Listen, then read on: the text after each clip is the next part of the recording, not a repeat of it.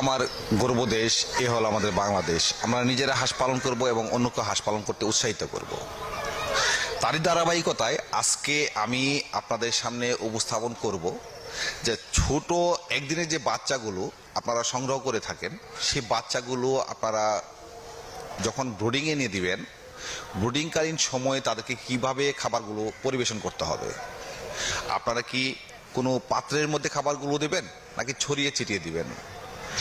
এই ব্রুডিংকালীন সময়টা অতিবাহিত হওয়ার পর তাদেরকে কিভাবে ভ্যাকসিন, কখন কখন কোন ভ্যাকসিনগুলো দিতে হবে, এই বিষয়ে সকল তথ্য আপনাদেরকে জানাবেন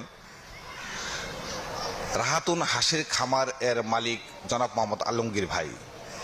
তাহলে চলুন দেরি না করে আমরা আলমগীর ভাইয়ের সাথে কথা বলি এবং আপনাদেরকে বোঝানোর চেষ্টা করি। আর এই তথ্যগুলো জানানোর জন্যই সাথে থাকবো আমি মোহাম্মদ রানা হামিদ।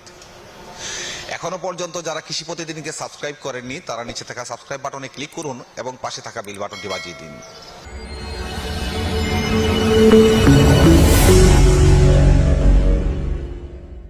হাঁসের বাচ্চা যে আপনারা আমার থেকে ক্রয় করবেন, কিভাবে লালন পালন করবেন, এই সম্বন্ধে আমি আপনাদেরকে কিছু ধারণা দিতে চাইতেছি।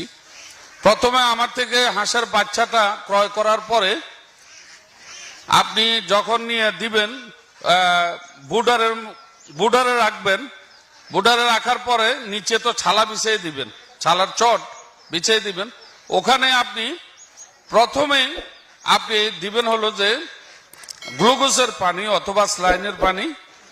তারপরে 1 ঘন্টা পরে স্টার্টার ফিডটা দিবেন, ছিটিয়ে দিবেন। কোনো পাত্রের মধ্যে, বলের মধ্যে, বাটির মধ্যে দিবেন না, ছিটিয়ে দিবেন যাতে করে হাঁস বাচ্চাগুলি খাবার খাইতে পারে সবগুলি বাচ্চা। এভাবে আপনারা বাচ্চাগুলি লালন পালন করতে থাকবেন।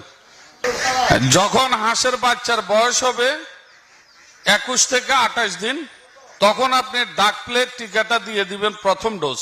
যেদিন আপনি প্রথম ডোজ দিবেন তার 15 থেকে 20 দিনের মধ্যে দিয়ে দিবেন দ্বিতীয় ডোজ, এটাকে বলে বুস্টার ডোজ।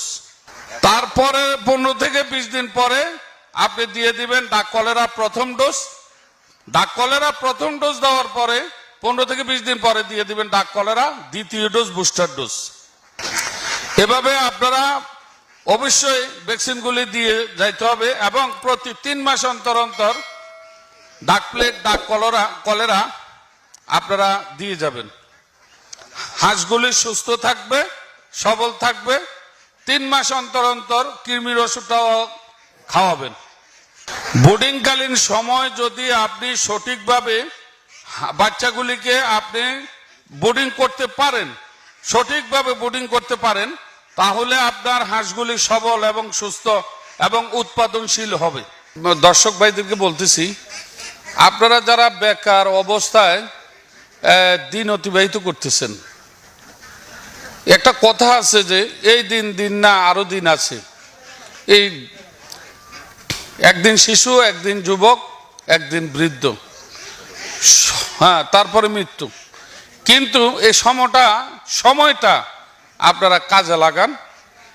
আমার মনে হয় যে কাজে লাগাইলে হাঁসের যে বাচ্চা গ্রহণ করেন, আপনারা হাঁসটা পরিচালনা করেন, দেখেন ইনশাল্লাহ করতে করতে আপনারা সফলতা অর্জন করে ফেলবেন ইনশাল্লাহ।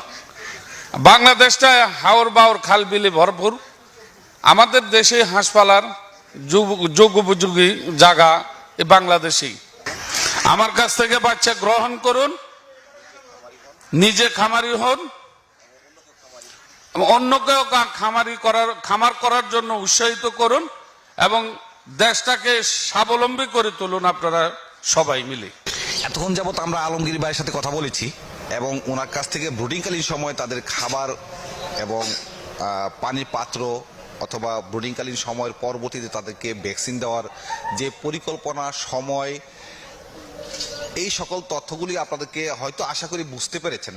আর যদি একবার দেখে ভিডিওটি বুঝতে না পারেন তাহলে দ্বিতীয়বার দেখুন, তাহলে সম্পূর্ণ বুঝে যাবেন।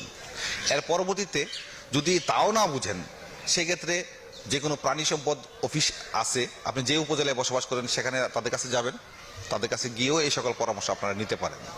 পাশাপাশি আপনার এলাকায় যদি কোনো খামারি থাকে তাদের সাথে পরামর্শ করে এই তথ্যগুলো জেনে নিতে পারেন। আমরা সবসময়ই চাই বিভিন্নভাবে বিভিন্ন তথ্য আপনাদেরকে জানিয়ে আপনাদেরকে উপকার বা সহযোগিতা করার। এই সকল সহযোগিতামূলক যেই সকল ভিডিওগুলো আমরা করে থাকি, অনেক কষ্ট করে ভিডিওগুলো তৈরি করে থাকি, সেখানে একটি লাইক আমরা অবশ্যই পাও না, সে লাইক এবং শেয়ার করে দিন এবং সাবস্ক্রাইব করে আমাদের সাথেই থাকুন। পরবর্তী ভিডিও দেখার আমন্ত্রণ জানিয়ে আজকে এই পর্যন্তই। আপনারা ভালো থাকুন, সুস্থ থাকুন। আল্লাহ হাফিজ।